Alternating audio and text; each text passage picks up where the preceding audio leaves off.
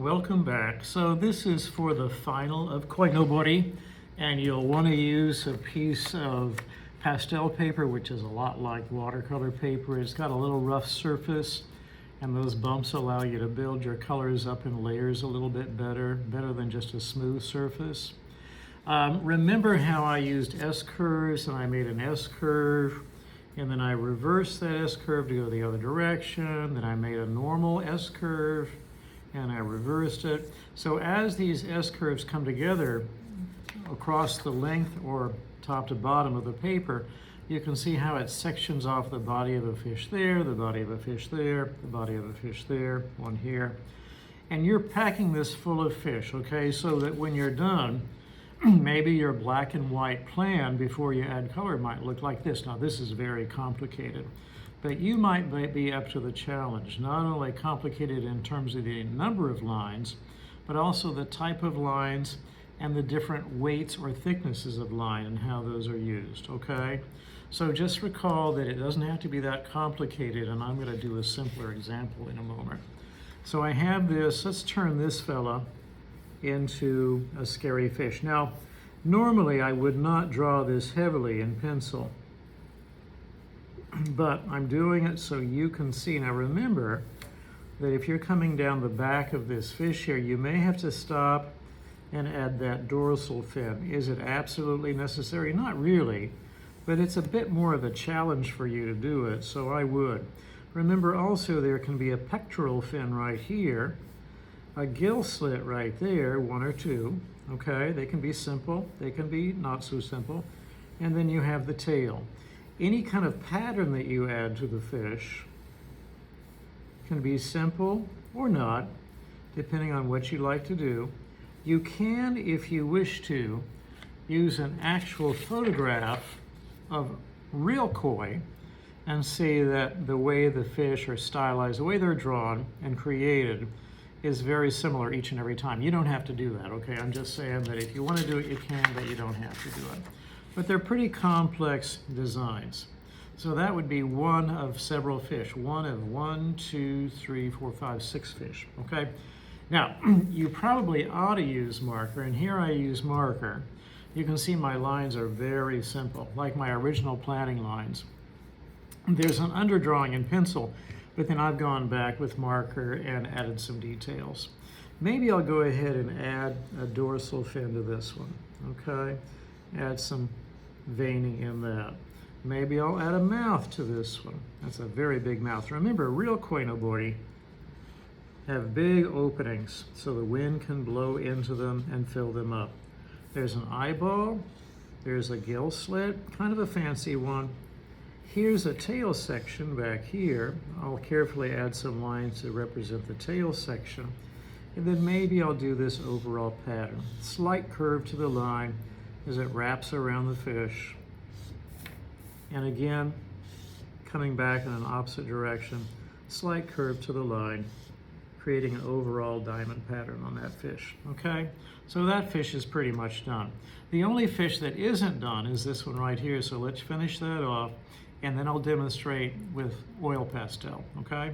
How you go about coloring and shading, because if you haven't noticed it yet, there's dark to light shading on each and every fish, and I'm expecting to see that, okay? You know me in shading, I just gotta see the shading. The mouth of this fish is also very big. You can make simpler mouths if you want to. There's an eye, a very scary eye. Here, I'm gonna make him looking down at this fish over here. He's cut his eyes backwards to look at that fish. He looks very cross. A gill slit, I'm gonna make it kind of a fancy one. And then in this case, instead of line work, I'm gonna do an overall pattern of spots. Maybe these are bubbles that the fish blew. Or this is an overall pattern of spots on this fish right here. Okay, and then I'll go ahead and section out the tail. Notice I didn't put a dorsal fin on this one or this one. I did on that one, I did on that one, okay? So if you forget to do the dorsal fin, that's okay. If this dorsal fin right here, done in a thinner mark, doesn't stand out, you can make it thicker. You can use a permanent marker, you can use a water-based marker, you use whatever you'd like to use, okay? So I made that dorsal fin thicker so it would stand out. If you do decide to use water-based markers and switch colors, the colors may not be as strong as you want them to be. This blue marker here, water-based, doesn't show up through the oil pastel as well as the black does. So I think I'll just go ahead with black, all right? All right, now, here are my oil pastels. I'm right-handed, so off to my right. I'm gonna see what I can do with a color combination here. This is yellows and blues. This is yellows, blues, and purples. This is oranges, reds, and purples.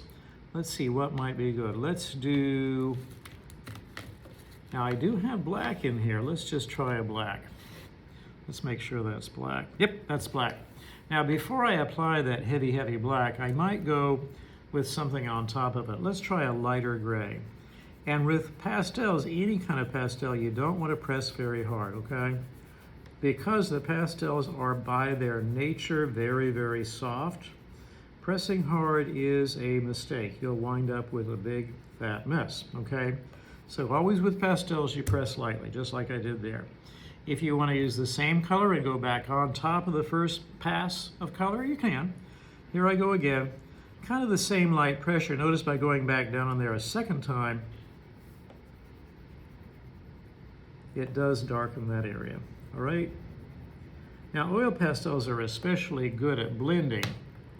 I'm going to take my black now. This is a big risk because black is such a strong color. So, of course, I'm pressing lightly, you know that. I just told you to do that, so that's what I'm doing, right? I'm doing what I said I'm doing. And then passing along the gray with the black. I kind of don't want to lose those gill sets, so I think I'm going to darken those a little bit. I kind of like those to stand out a bit more. And continue on. So you notice the tummy or the belly of the fish is going to be darker, the top of the fish lighter, and guess what? Between dark and light, you have got all those middle values. So I'm not done building that yet. I can pass back over this with the same black, concentrating the marks a little bit to get greater depth of color. Notice this dorsal fin of this fish down here doesn't get dealt with right now. It's in front of this other fish that I'm working on. Okay. I might switch gears here and add a little bit of color. This is a deep purple, a dark value. You can see me adding it on top of the black. It does add depth of color. Not really bright color, but depth of value, I should say. Okay. I might take a lighter blue, very little bit, and add some of that on top. So my color ideas are expanding a little bit. I might take this green, a very deep green, and add it to some of my dots here. Maybe not all of them. I might take this yellow and add in there, blending that with the deep green. What else can I do? I want to kind of expand this a little bit more. Let's go with a little more pressure from this blue, a little more depth of value from this black. Notice the areas that need to go darker are pushed darker little bit by little bit. It does not happen all at once. Careful where the black fades to the lighter colors, so you have transitional values in that area. Let's see how that looks. I'm going to stand back or sit back and see if that looks okay. That looks okay. Not my favorite fish. I think some of these other ones are better, but that's all right. So I have just this one more to finish, okay? So going down from top to bottom, so you're not running your hand through the pastel because it smudges real easily. Think about how you're going to shade dark to light, dark to light, dark to light, dark to light on top of all of your other line work, okay? And remembering that oil pastels can't be corrected real easily, it's better to do a little bit at a time and either catch your mistakes early on or not make them.